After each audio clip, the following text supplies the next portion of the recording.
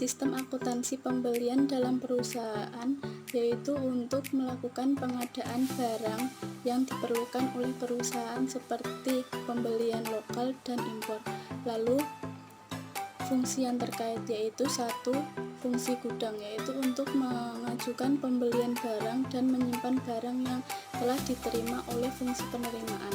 Yang kedua, fungsi pembelian, untuk memperoleh informasi mengenai harga barang dan mengeluarkan order pembelian kepada pemasok yang dipilih. Yang ketiga, fungsi penerimaan, yaitu untuk memeriksa mengenai mutu, jenis, dan kuantitas barang dari pemasok, apakah barang tersebut dapat diterima oleh perusahaan atau tidak. Yang keempat, fungsi akuntansi, yaitu untuk mencatat transaksi pembelian dan buku pembantu utang. Selanjutnya, jaringan prosedur yang membentuk sistem akuntansi pembelian. Yang pertama, prosedur permintaan pembelian. Yang kedua, prosedur permintaan penawaran harga dan pembelian pemasok.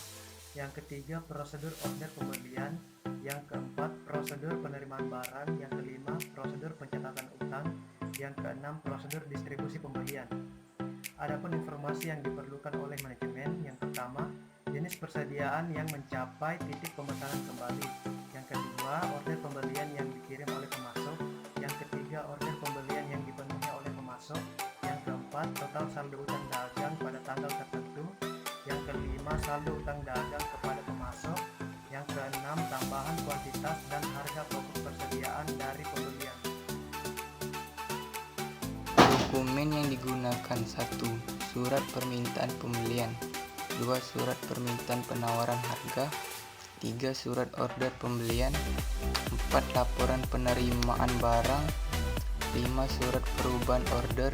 6. Bukti kas keluar. Catatan akuntansi yang digunakan: 1. Registrasi bukti kas keluar. 2. Jumlah pembelian. 3. Kartu utang. 4. Kartu persediaan.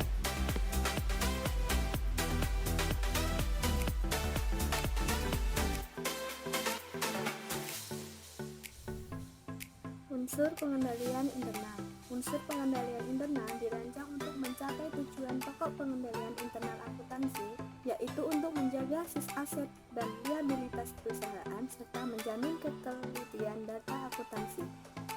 Penjelasan unsur pengendalian internal. Unsur pengendalian internal dikembangkan menjadi: pertama, fungsi pembelian harus terpisah dari fungsi penerimaan. Dimaksudkan untuk menciptakan pengecekan intern dalam pelaksanaan transaksi pembelian.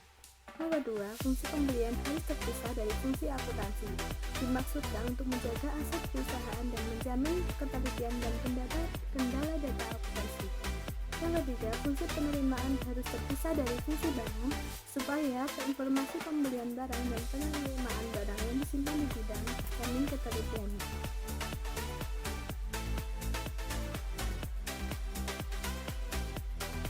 Selanjutnya, sistem otorisasi dan prosedur pencatatan. Yang pertama, surat permintaan pembelian diotorisasi oleh fungsi gudang. Yang kedua, surat order pembelian diotorisasi oleh fungsi pembelian. Yang ketiga, laporan penerimaan barang diotorisasi oleh fungsi penerimaan. Yang keempat, bukti kas keluar diotorisasi oleh fungsi akuntansi. Dan yang kelima, pencatatan ke dalam catatan akuntansi harus berdasarkan pada dokumen sumber serta dokumen pendukung. Kemudian untuk praktek yang sehat itu, yang pertama, penggunaan formulir bernomor urut cetak. Yang kedua, pemasok dipilih berdasarkan jawaban. Yang ketiga, barang diperiksa dan diterima oleh fungsi penerimaan. Yang keempat, fungsi penerimaan melakukan pemeriksaan barang yang diterima, dan lain-lain.